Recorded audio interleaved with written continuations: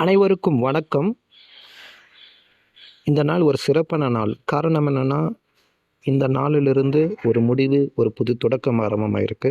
முடிவு அப்படின்னா, எல்லா தனிப்பட்ட எழுத்துக்களோட அந்த பயிற்சியை நம்ம முடிச்சிட்டோம். கடைசியா நம்ம அந்த வடமொழி எழுத்துக்கள் எப்படி நம்ம தட்டச்சு பண்ணணுன்ற பயிற்சி நேத்தோட முடித்தோம். இன்னைக்கு பார்த்துக்கிட்டிங்கன்னா, ஒரு புது தொடக்கம். என்னென்னா, தட்டச்சு முதுநிலையோட அந்த தேர்வுக்கான பயிற்சியோட ஆரம்பம் தான் இன்னைக்கு. அதில் முதல்ல பத்தி அடிக்கிறது இன்னைக்கு நம்ம பயிற்சி பண்ணணும்.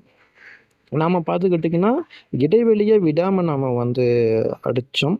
தடவை பார்த்துக்கிட்டிங்கன்னா, இது இடைவெளியை விடாமல் அடித்தது. பார்த்துக்கிட்டிங்கன்னா, இது ஒற்றை இடைவெளியோடு அடித்தது. ஆனால் நம்ம இந்த தடவை நம்ம தேர்வில் இரட்டை இடைவெளி விட்டு அடிக்கணும் அப்படின்னு சொல்லியிருக்காங்க. இரட்டை இடைவெளி விட்டு நாம் தட்டச்சு பண்ணோம்னா, இந்த இரண்டு பத்தியும் முதல் பக்கத்துலேயும், இந்த 3வது பத்தி அடுத்த பக்கத்திலும் வர மாதிரி இருக்கும். இந்த தடவை இனிமே இப்படி தான் நம்ம தேர்வில் இப்படி தான் நம்ம அடிக்கணும்னு சொல்லியிருக்காங்க. ஸோ இன்றைக்கி தான் நம்ம பத்தி அடிக்கவே ஆரம்பிச்சிருக்கோம். நம்ம அடுத்த வருடம் பிப்ரவரி மாதத்தோட கடைசியில் நம்ம தட்டச்சு முதுநிலை தேர்வை நம்ம எதிர்பார்க்கலாம் அப்படின்னு சொல்லியிருக்காங்க. ஸோ இன்றைக்கி தான் நம்ம ஆரம்பிச்சிருக்கோம். இந்த நாள் நமக்கு 11வது நாள். இன்றைக்கி தான் முதல் நாள் பத்தி அடிக்கிறது. வரக்கூடிய நாட்களில் கொஞ்சம் வேகமாக நம்ம பயிற்சி பண்ணிவிட்டு நேரம் கூட நம்ம வச்சு பார்த்தோம்.